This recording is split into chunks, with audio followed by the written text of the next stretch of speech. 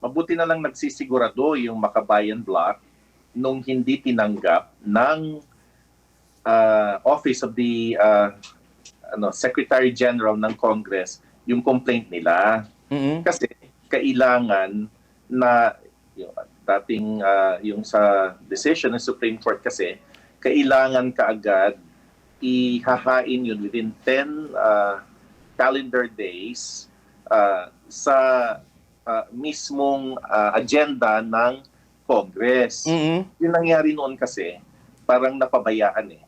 Kaya it was deemed archive. Sabi ng Supreme Court, ang hindi hahain noong sinaunang complaint na parang na-consider na archive, eh parang kinonsidered na rin yan na unang impeachment complaint na nagbabar doon sa mga subsequent na impeachment complaint.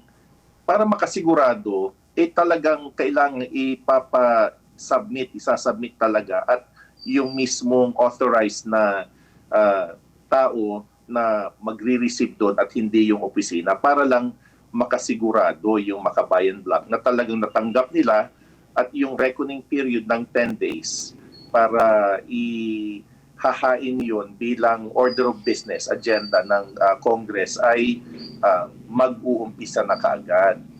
Yun yung mangyayari dapat at saka isasubmit yun sa Committee on Justice for Deliberation.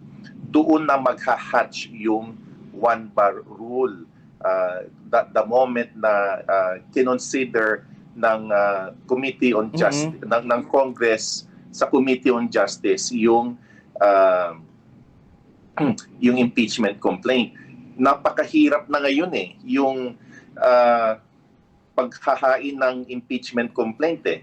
Kasama din nga eh yung pagbibigay ng notice doon sa respondent para malaman niya yung klase ng demanda, kung ano yung demanda, ihahain din doon sa complaint yung ebidensya at kailangan pag nagpirma yung mga congressmen para i-transmit ito if ever na meron ng required number of votes sa Senate ay kailangan na talagang mapapatunayan pa na nabasa nila yung complaint at hindi lang yung parang ibinigay na ilang minuto at pinirma na kaagad.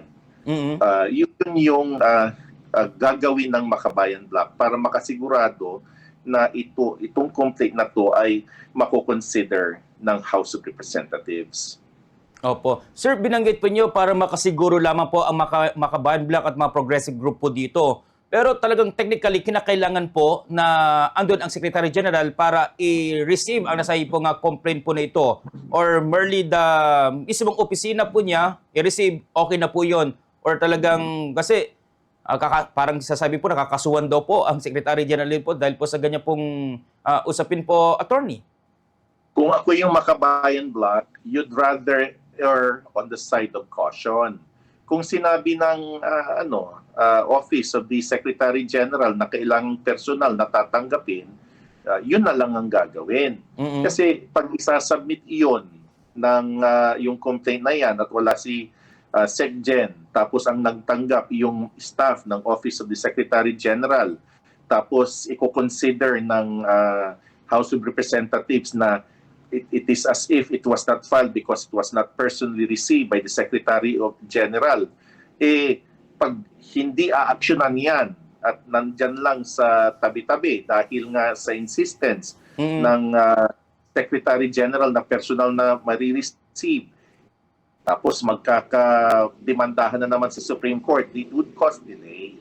They'd rather na makasigurado na lang, makasiguro sila na i-consider yung complaint nila sa mismong personal na pagtanggap ng Secretary General sa kanilang complaint para yung kanilang complaint hindi maisasantabi at mismong Secretary General ang ipapaalam sa House of Representatives para ang Speaker ilalagay na yon sa agenda or order of business doon sa nire-require na calendar days na mangyayari. Attorney, they have the time pa po para po makahabol pa. Kasi bilanggit nyo kanina, kung nasa opisina na po ng Office of the Speaker, ito nga pong unang impeachment at may refer na po ito sa Committee on Justice, ay doon na po ba magsimula yung 1-year bar rule na tatawag po, Attorney?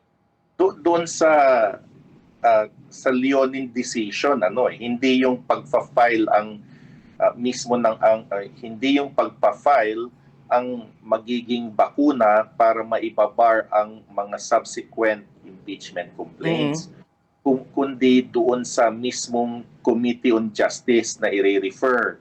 Supposedly at may resolution ang Committee on Justice. Okay.